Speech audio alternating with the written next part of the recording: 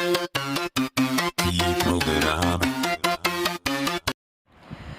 Morning students.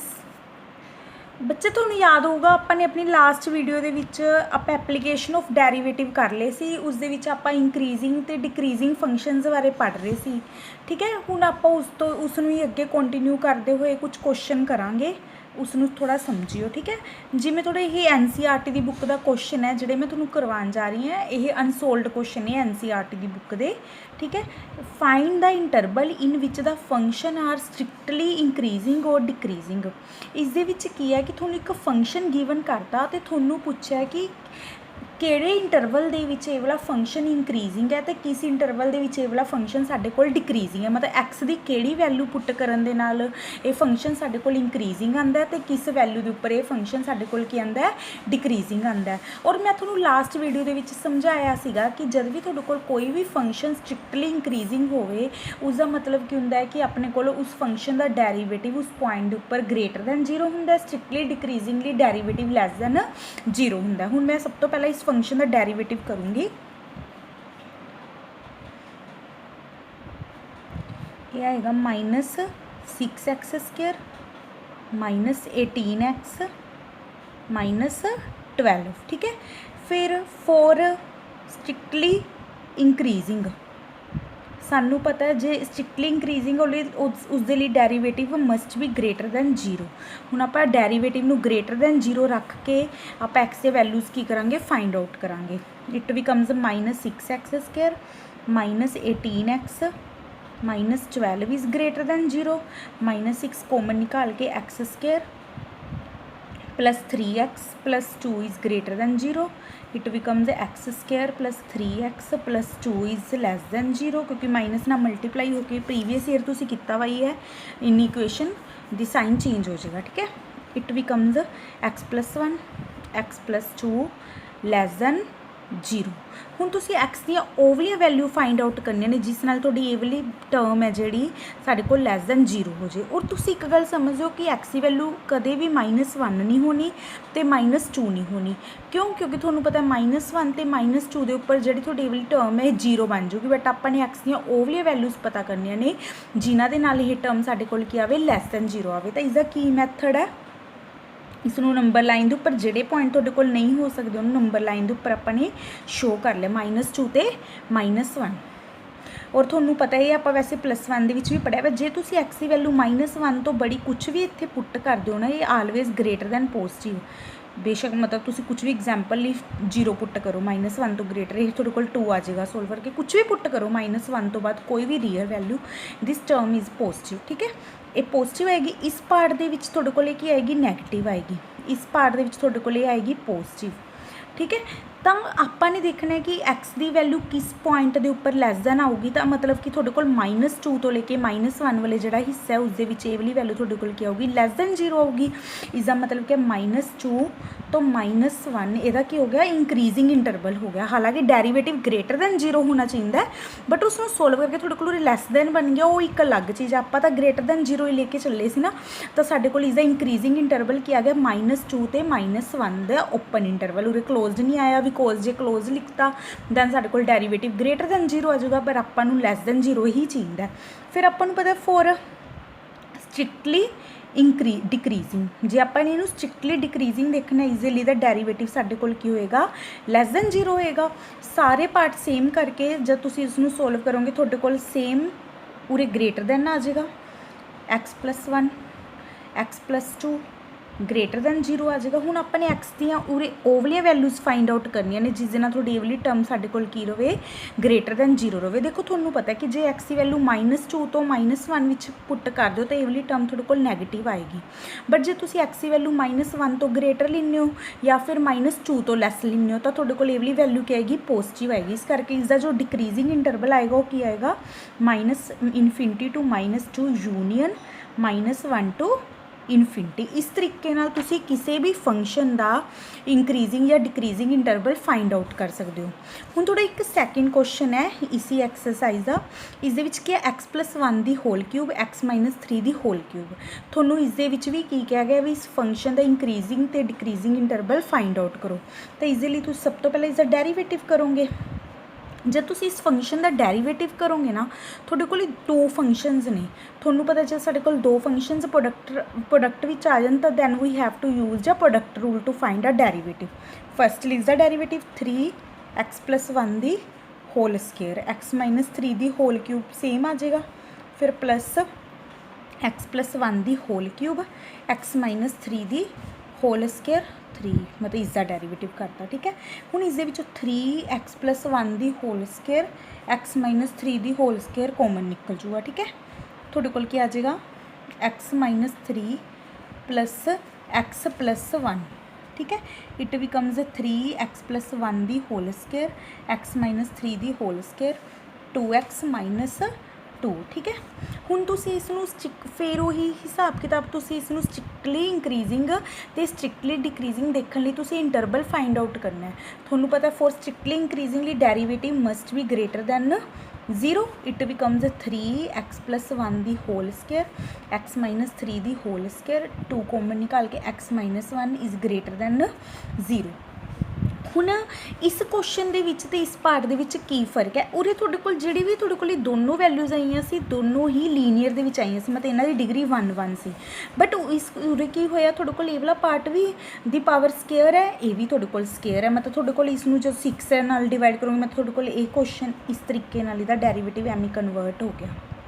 ठीक है और तुसी एक गल तो समझते हो ना कि तुसी एक्स दी ओवलियां वैल्यूज़ फाइंड आउट करने ने जिस नाल तुहाडी ये वाली क्वांटिटी सारी की रवे पॉजिटिव रवे और थोनों एक गल पता है कि ये क्वांटिटी थोड़ी कदे भी नैगेटिव नहीं हो सकती। क्यों नहीं नैगेटिव हो सकती क्योंकि x+1 दी होल स्केयर है जी स्केयर वाली टर्म होंगे it is always greater than और equal to 0 similarly this term but आपां पता भी या तो ये टर्म्स पॉजिटिव होणगियां या फिर ये टर्म्स 0 होणगियां बट आपां एक्स दियां ओवलियां वैल्यूज़ फाइंड आउट करने ने जिस दे नाल ये टर्म साडे कोल पॉजिटिव ही रहे इस करके स्केयर वाले टर्म्स आपां नूं होर कोई डर नहीं है हमेशा ही पॉजिटिव रहणगियां बट एक गल याद रखो कि एक्स की वैल्यू -1 नहीं हो सकती तो एक्स की वैल्यू 3 नहीं हो सकती क्योंकि जे एक्स की वैल्यू -1 या 3 होगी इट बिकम्स 0। इसका मतलब कि तुसीं इसनूं सोल्व नहीं करना जिवें इस दे विच तां सोल्व किए गए सी ना दोनों फैक्टरां दे मुताबिक कड्ढे गए सी इस दे विच करन दी लोड़ नहीं because it is a square factor और ये हमेशा ही पॉजिटिव ने पर ये 0 भी हो सकते हैं उसके लिए मैंने लिखता कि एक्स की वैल्यू -1 भी नहीं हो सकती और एक्स की वैल्यू 3 भी नहीं हो सकती। हुण अपने कोल की रह गया x-1 इसनूं आपां ने नंबर लाइन के उपर शो करता जे एक्स की वैल्यू 1 तो बड़ी लोगे तुहाडे कोल पॉजिटिव आऊगा इधर आएगा तुहाडे कोल नैगेटिव। ठीक है हुण तुसीं की देखना है ग्रेटर दैन 0 देखना ना फॉर इंक्रीजिंगली तुहाडा आंसर क्या आ जाएगा तुसी कहोगे 1 to इनफिनिटी आ जाएगा क्योंकि 1 to infinity part they which positive हो जाएगा बट तुसी ये भी ध्यान रखना कि तुसी की नहीं ले सकते 3 क्योंकि 1 to infinity they which 3 point के उपर दिस ऑल क्वांटिटी बिकम्स 0 अपन इनू ग्रेटर दैन 0 वाले पॉइंट लेने हैं -1 भी नहीं ले सकते बट -1 इस पार्ट दे विच नहीं आ रहा तो इस दे विचों तुसी इसनू किवें लिखोगे ये नहीं आएगा तुहाडा आंसर क्या आएगा 1 to लेके 3 क्योंकि आप 3 नूं विचों छड्डना ना मतलब आप ये वाला पार्ट लिख देंगे union 3 to this part 3 to infinity. ठीक है सिमिलरली जब तुसी इसनूं डिक्रीजिंग इंटरवल कड्डोगे डिक्रीजिंग इंटरवल लई तुसी डेरीवेटिव लैस दैन 0 लिखोगे जब तुसी डेरीवेटिव लैस दैन 0 लिखोगे तो तुहाडा आ जाएगा x+1 the whole square x-3 the whole square x-1 is less than 0। थोनू पता है these two terms are the square च ने ये कदे भी it is always greater than और इक्वल टू 0 मतलब डेरीवेटिव नूं नैगेटिव होने च सिर्फ की रोल अदा करेगा दिस पार्ट बट यही इस च भी वही डर है कि साडे कोल स्केयर दे विच ने 0 भी हो सकते हैं इस करके उरे तो सानू पता लग भी x-1 नहीं होना तो x-3 नहीं होना लास्ट पार्ट की टाइप जिमें इस टाइप के विच सीगा तो इत्थों एक्स की वैल्यू की आ गई थोड़ी 1 आ गई इसका मतलब कि जो तुम एक्स की वैल्यू 1 तो ग्रेटर लोगे तो पॉजिटिव आंसर आएगा एक्स की वैल्यू जो तुम 1 तो लैफ्ट लोगे तो आंसर नैगेटिव आऊगा अपने लैस दैन 0 ही देखना है तो आंसर क्या आ जाऊगा -इनफिनिटी तो 1 बट अपन एक गल का ध्यान रखना है कि अपने -1 नूं विचों छड्डना भी है क्योंकि आप उसनूं नहीं ले सकते क्योंकि जो -1 ले लिया इट बिकम्स 0 तो ये वाला इंटरवल का आंसर थोड़ा किमें कन्वर्ट हो जाएगा -इनफिनिटी टू -1 यूनियन -1 to 1 इस तरीके नाल तुसी स्केयर वाले फैक्टर्स का तो सिंपल का तुसी इंक्रीजिंग तो डिक्रीजिंग इंटरवल फाइंड आउट कर सकते हो। तुसी इस तो बाद आप एक होर क्वेश्चन करांगे ये भी थोड़ा NCERT की बुक का अनसोल्ड क्वेश्चन ही है ऑन द इंटरवल इंक्रीजिंग और decreasing, how to find the increasing and decreasing interval of a function log function. ठीक है, हुण मैं तुहानूं उस दे नाल रिलेटेड एक क्वेश्चन करवानी है, उसनूं ध्यान नाल देखियो। देखो बच्चे तुहाडा एक क्वेश्चन है, show that y is equal to log 1 plus x minus 2x 2 plus x is greater than -1 is an increasing function throughout its domain. इस क्वेश्चन ਦੇ ਵਿੱਚ ਕੀ ਕਹਿ ਰਹੇ ਨੇ ਕਿ ਤੁਹਾਨੂੰ ਇੱਕ ਫੰਕਸ਼ਨ ਦੇ ਦਿੱਤਾ ਗਿਆ, ਆਪਾਂ ने शो करना है कि ये वाला फंक्शन है ना, ये हमेशा ही इंक्रीजिंग फंक्शन होगा अपनी डोमेन दे विच। मतलब तुसीं इसदी डोमेन, तुहानूं पता भी कोई भी फंक्शन किवें डिफाइंड हुंदा, उसदी डोमेन दे उपर ही डिफाइंड हुंदा ना, जिस दे उपर वो डिफाइंड हो सके। मतलब जिस दे उपर ये फंक्शन डिफाइंड हो रहा ना, तुसीं ये शो करना भी इहदा इंक्रीजिंग इंटरवल ही आऊगा हमेशा। इस फंक्शन का डेरीवेटिव अपनी डोमेन के उपर हमेशा ही पॉजिटिव रहूगा, मतलब डिक्रीजिंग इंटरवल आना ही नहीं हैगा। ठीक है, आप लास्ट क्वेश्चन की तरह ही, लास्ट पार्ट जिवें मैं तुहानूं समझाया उसकी तरह ही आप इसका इंक्रीजिंग तो डिक्रीजिंग दोनों इंटरवल फाइंड आउट करांगे। बट तुसीं देखोगे कि इसका असीं डिक्रीजिंग इंटरवल फाइंड आउट ही नहीं कर पावांगे। तुहानूं एक गल पता है बच्चे, सब तो पहली गल मेन गल तुहानूं पता जिहड़ा लॉग फंक्शन हुंदा है, जिहड़ी उसकी डोमेन हुंदी है, मतलब लॉग दे विच जिहड़ा भी पॉइंट पुट हुंदा है, it is always greater than 0। मतलब ये गल पक्की है कि 1 प्लस एक्स मस्ट भी ग्रेटर दैन 0। सैकेंड गल, एक्स कदे भी -2 नहीं हो सकता। वैसे भी जब उहदे तो आगे एक्स इज़ ग्रेटर दैन -1 तो -2 तो वैसे भी नहीं होना, बिकॉज ये क्वेश्चन च इस करके ये हो नहीं सकता ना, क्योंकि डिनोमीनेटर 0 बन जूगा। बट आपने लिखी तो एक्स ग्रेटर दैन -1 है, तो उस नाल भी पता लगी रहा कि एक्स -2 कदे भी नहीं हो सकता। हुण आपने मतलब उरे तो ये गल पता लगी कि ये वाला क्वेश्चन है जिहड़ा थोड़ा सिर्फ जब एक्स की वैल्यू -1 तो बड़ी है ना, सिर्फ वो वाले पॉइंट के उपर ही तुसीं इसदा इंक्रीजिंग या डिक्रीजिंग इंटरवल कढ सकते हो, क्योंकि क्वेश्चन बने -1 तो ग्रेटर दैन वाले पॉइंटा के उपर, लैस दैन के उपर लॉग फंक्शन ही नहीं डिफाइंड होना, क्योंकि फिर उसका वेरीएबल नैगेटिव आ जाएगा। हुण आप सब तो पहले तो इंक्रीजिंग या डिक्रीजिंग इंटरवल कड्ढण दे लई आप इसका डेरीवेटिव कर देंगे। लॉग एक्स का डेरीवेटिव तुहानूं पता है कि 1/x हुंदा, तां कि आ जाएगा 1/1 प्लस एक्स। और तुहानूं पता है कि ये फंक्शन के उपर भी एक्स है तो नीचे भी एक्स है। तुसीं प्रीवियस ईयर दे विच भी देखिया तो इस बार भी डेरीवेटिव के वीडियोज़ देखिया ने, उस दे विच आपां डेरीवेटिव करने लई किहड़ा मैथड लगावांगे, बाय यूजिंग क्वोशिएंट रूल। वो कि नीचे वाले फंक्शन की स्केयर, नीचे वाला function as it is denominator function, फिर डेरीवेटिव डिनोमीनेटर फंक्शन का, फिर minus denominator function derivative denominator function का। ठीक है, थोड़ा ये सोल्व करके बन जाएगा 1/1 plus x minus 2 plus x, 2x का डेरीवेटिव क्या आ जाएगा 2 माइनस 2x, तो 2 का डेरीवेटिव तुहानूं पता कॉन्सटेंट है 0 plus x 1 divide by 2 plus x दी होल स्केयर। ये बन जाएगा 1/1 प्लस एक्स माइनस 4 2x नाल कैंसल हो जाएगा, ये बन जाएगा थोड़ा 4/2 प्लस एक्स दी होल स्केयर। जब तुसीं इसनूं ओवरऑल सोल्व करोगे बन जाएगा 4 plus x square plus 4x minus 4 divide by 1 plus x 2 plus x दी होल स्केयर।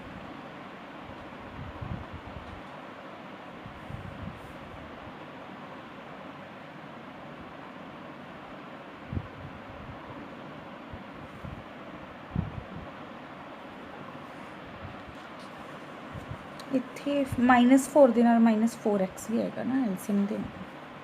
ठीक है, ये सारा कैंसल आउट होएगा, थोड़े कोल बन जाएगा x/2 प्लस एक्स दी whole square into 1/1 plus x. ये थोड़ा डेरीवेटिव आ गया। मैं थोड़े कोल इस फंक्शन का डेरीवेटिव किया गया x/2 प्लस एक्स दी whole square into 1/1 plus x. This is your f'(x). हुण तुसीं इसदा इंक्रीजिंग ते डिक्रीजिंग इंटरवल कड्ढना है। फॉर इंक्रीजिंग इंटरवल दे लई derivative must be greater than 0। ठीक है, सेम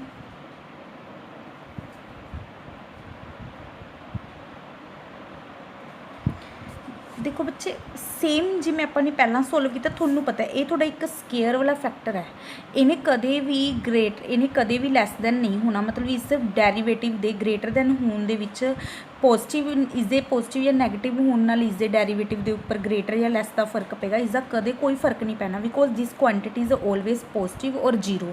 ਬਟ ਆਪਾਂ ਇੱਕ ਗੱਲ ਲੈ ਲੈਂਦੇ ਕਿਉਂਕਿ ਆਪਾਂ ਨੇ ਗ੍ਰੇਟਰ ਦੈਨ ਦੇਣੇ, ਇਸ ਕਰਕੇ ਆਪਾਂ ਪੂਰੀ ਰਿਸਟ੍ਰਿਕਸ਼ਨ ਲਗਾ ਦਿੰਦੇ ਵੀ ਐਕਸ ਜ਼ੀਰੋ ਕਦੇ ਵੀ ਨਹੀਂ ਹੋਣਾ, ਕਿਉਂਕਿ ਜੇ ਐਕਸ ਜ਼ੀਰੋ ਹੋ ਗਏ ਦਿਸ ਕੁਆਂਟਿਟੀ ਬਿਕਮਜ਼ ਜ਼ੀਰੋ। ਬਟ ਆਪਾਂ ਐਕਸ ਦੇ ਓਵਲੇ ਵੈਲਿਊ ਫਾਈਂਡ ਆਊਟ ਕਰ ਲਿਆ ਜਿਹਦੇ ਨਾਲ ਇਹ ਸਾਡੇ ਕੋਲ ਕੀ ਰਵੇ, ਪੋਜ਼ਿਟਿਵ ਰਵੇ। ਇਸਦਾ ਮਤਲਬ ਕਿ ਸਾਡੇ ਕੋਲ ਇਸਨੇ ਸਿਰਫ ਇਹ ਵਾਲੀ ਇਨਫੋਰਮੇਸ਼ਨ ਦੇਣੀ ਹੈ ਕਿ ਐਕਸ ਜ਼ੀਰੋ ਨਹੀਂ ਹੋ ਸਕਦਾ। ਇਸਦਾ ਮਤਲਬ ਕਿ 1/1 ਪਲੱਸ ਐਕਸ ਮਸਟ ਵੀ ਗ੍ਰੇਟਰ ਦੈਨ ਜ਼ੀਰੋ। ਜੇ ਆਪਾਂ ਇਸ ਕੁਆਂਟਿਟੀ ਨੂੰ ਗ੍ਰੇਟਰ ਦੈਨ ਜ਼ੀਰੋ ਕਰਨਾ ਚਾਹੁੰਦੇ ਹਾਂ ਤਾਂ ਮਤਲਬ ਇਹ ਤਾਂ ਹਮੇਸ਼ਾ ਹੀ ਪੋਜ਼ਿਟਿਵ ਹੈ, ਤਾਂ ਇਸ ਨੂੰ ਵੀ ਗ੍ਰੇਟਰ ਦੈਨ ਜ਼ੀਰੋ ਹੋਣਾ ਪਏਗਾ। ਔਰ ਸਾਨੂੰ ਪਤਾ ਕਿ ਐਕਸ ਦੀ ਵੈਲਿਊ -1, ਕਿਉਂਕਿ ਐਕਸ ਦੀ ਵੈਲਿਊ -1 ਦੇ ਉੱਪਰ ਆਪਾਂ ਕੇਸ -1 ਆਪਾਂ ਲੈ ਹੀ ਨਹੀਂ ਸਕਦੇ ਹੈਗੇ। ਔਰ ਤੁਹਾਨੂੰ ਪਤਾ ਹੈ ਕਿ ਇਸ ਪਾਰਟ ਦੇ ਉੱਪਰ ਇਹ ਪੋਜ਼ਿਟਿਵ ਹੋਏਗਾ, ਇਸ ਪਾਰਟ ਦੇ ਉੱਪਰ ਇਹ ਨੈਗੇਟਿਵ ਹੋਏਗਾ। ਜੇ ਤੁਸੀਂ -1 ਤੋਂ ਕੋਈ ਵੀ ਵੈਲਿਊ ਇਸ 'ਚ ਪੁੱਟ ਕਰੋਗੇ ਇਟ ਬਿਕਮਸ ਪੋਜ਼ਿਟਿਵ, ਜੇ -1 ਤੋਂ ਲੈਸ ਦੈਨ ਲਓਗੇ ਇਟ ਬਿਕਮਸ ਨੈਗੇਟਿਵ। ਇਸਦਾ ਮਤਲਬ ਕੀ ਹੋਇਆ ਕਿ ਤੁਹਾਡੇ ਕੋਲ ਜਦ ਮਤਲਬ ਇਹਦਾ ਇੰਕਰੀਜ਼ਿੰਗ ਇੰਟਰਵਲ ਕੀ ਆਇਆ, -1 ਟੂ ਇਨਫਿਨਿਟੀ। ਬਟ ਇੱਕ ਗੱਲ ਹੈਗੀ ਕਿ ਤੁਸੀਂ ਵਿੱਚ ਕੀ ਨਹੀਂ ਲੈ ਸਕਦੇ, ਜ਼ੀਰੋ ਨਹੀਂ ਲੈ ਸਕਦੇ, ਕਿਉਂਕਿ ਜੇ ਜ਼ੀਰੋ ਲੈ ਲਿਆ ਇਹ ਡੈਰੀਵੇਟਿਵ ਤੁਹਾਡਾ ਕੀ ਬਣ ਜਾਏਗਾ, ਇਕੁਅਲ ਟੂ ਜ਼ੀਰੋ ਬਣ ਜਾਏਗਾ। ਬਟ ਆਪਾਂ ਨੇ ਗ੍ਰੇਟਰ ਦੈਨ ਜ਼ੀਰੋ ਦੇਖਣਾ, ਤੇ ਇਸ ਕਰਕੇ ਤੁਹਾਡਾ ਇੰਟਰਵਲ ਕੀ ਬਣ ਜੂ, -1 to zero union 0 to infinity. ਔਰ ਜੇ ਤੁਸੀਂ ਇਸਦਾ ਡਿਕਰੀਜ਼ਿੰਗ ਇੰਟਰਵਲ ਕੱਢੋਗੇ ਤੁਹਾਡਾ ਡਿਕਰੀਜ਼ਿੰਗ ਇੰਟਰਵਲ ਕੀ ਆਊਗਾ, -1 ਤੋਂ ਲੈਸ ਆਊਗਾ, ਮਤਲਬ ਤੁਹਾਡਾ ਇਹ ਵਾਲਾ ਪਾਰਟ ਆਊਗਾ, ਮਤਲਬ ਤੁਹਾਡਾ ਆਨਸਰ ਕੀ ਆਊਗਾ, -ਇਨਫਿਨਿਟੀ ਟੂ -1 ਆਏਗਾ ਨਾ ਡਿਕਰੀਜ਼ਿੰਗ ਇੰਟਰਵਲ। ਔਰ ਇਹ ਗੱਲ ਦਾ ਤੁਹਾਨੂੰ ਵੀ ਪਤਾ ਹੈ ਕਿ ਇਹ ਵਾਲਾ ਕੁਐਸਚਨ ਸਿਰਫ ਡਿਫਾਈਨਡ ਕਿਹਦੇ ਵਾਸਤੇ ਹੋਇਆ ਵਾ, ਜਦ ਐਕਸ ਦੀ ਵੈਲਿਊ -1 ਤੋਂ ਬੜੀ ਹੈ। ਔਰ ਇਹ ਆਪਾਂ ਨੂੰ ਪਤਾ ਲੱਗਿਆ ਕਿ ਇਹ ਫੰਕਸ਼ਨ ਡਿਕਰੀਜ਼ਿੰਗ ਸਾਡੇ ਕੋਲ ਹੋ ਕਦੋਂ ਸਕਦਾ ਹੈ, ਜਦ ਐਕਸ ਦੀ ਵੈਲਿਊ -1 ਤੋਂ ਆਪਾਂ ਲੈਸ ਲਵਾਂਗੇ। ਇਸਦਾ ਮਤਲਬ ਕੀ ਹੋਇਆ ਕਿ -1 ਤੋਂ ਗ੍ਰੇਟਰ ਵਾਲੇ ਪਾਰਟ ਦੇ ਵਿੱਚ ਜੇ ਅਸੀਂ ਇਸ ਫੰਕਸ਼ਨ ਨੂੰ ਇੰਕਰੀਜ਼ਿੰਗ ਜਾਂ ਡਿਕਰੀਜ਼ਿੰਗ ਦੇਖਣਾ ਚਾਹੀਏ ਤਾਂ ਇਹ ਫੰਕਸ਼ਨ ਪੱਕਾ ਹੀ ਤੁਹਾਡੇ ਕੋਲ ਕੀ ਹੋਏਗਾ, ਇੰਕਰੀਜ਼ਿੰਗ ਹੀ ਹੋਏਗਾ। ਇਸ ਕਰਕੇ ਆਪਾਂ ਨੇ ਇਹੀ ਤਾਂ ਪ੍ਰੂਵ ਕਰਨਾ ਸੀਗਾ ਵੀ ਇਹ ਫੰਕਸ਼ਨ ਇੰਕਰੀਜ਼ਿੰਗ ਫੰਕਸ਼ਨ ਹੈ ਥਰੂ ਆਊਟ ਇਟਸ ਡੋਮੇਨ, ਵੀ ਜਿਸ ਦੇ ਉੱਪਰ ਇਹ ਡਿਫਾਈਨਡ ਹੋ ਸਕਦਾ ਹੈ ਉਹ ਵਾਲੇ ਫੰਕਸ਼ਨ ਉਹ ਵਾਲੇ ਪੁਆਇੰਟਾਂ ਦੇ ਉੱਪਰ ਇਹ ਵਾਲਾ ਫੰਕਸ਼ਨ ਸਾਡੇ ਕੋਲ ਕੀ ਹੈ, ਇੰਕਰੀਜ਼ਿੰਗ ਹੈ। ਅਸੀਂ ਇਸਦਾ ਡਿਕਰੀਜ਼ਿੰਗ ਇੰਟਰਵਲ ਕੱਢ ਹੀ ਨਹੀਂ ਸਕੇ, so this function is increasing on its domain. ਆਪਾਂ ਨੇ ਇਹੀ ਕੁਐਸਚਨ ਦੇ ਵਿੱਚ ਪ੍ਰੂਵ ਕਰਨਾ ਸੀਗਾ। ਠੀਕ ਹੈ ਬੱਚੇ, ਜੇ ਮਤਲਬ ਇਹ ਕੁਐਸਚਨ ਹੀ ਇਸ ਦੇ ਨਾਲ ਰਿਲੇਟਡ ਤੁਹਾਡੇ ਹੋਰ ਵੀ ਕੁਐਸਚਨ ਹੈ ਜਿਸ ਦੇ ਵਿੱਚ ਤੁਸੀਂ ਇੰਟਰਵਲ ਫਾਈਂਡ ਆਊਟ ਕਰਨਾ ਹੈ। ਤੁਹਾਡੀ NCERT ਦੀ 6.2 ਐਕਸਰਸਾਈਜ਼ ਹੈ, ਤੁਸੀਂ ਇਸ ਨੂੰ ਸੋਲਵ ਕਰਿਓ। ਜੇ ਕੋਈ ਵੀ ਪ੍ਰੋਬਲਮ ਆਉਂਦੀ ਹੈ ਪਲੀਜ਼ ਮੈਨੂੰ ਦੱਸਿਓ ਤਾਂ ਕਿ ਮੈਂ ਤੁਹਾਨੂੰ ਸਮਝਾ ਸਕਾਂ। ਜੇ ਕੋਈ ਵੀ ਪ੍ਰੋਬਲਮ ਹੈ ਤਾਂ ਉਸ ਬਾਰੇ ਡਿਸਕਸ ਕਰਿਓ। ਠੀਕ ਹੈ ਬੱਚੇ, ਥੈਂਕ ਯੂ।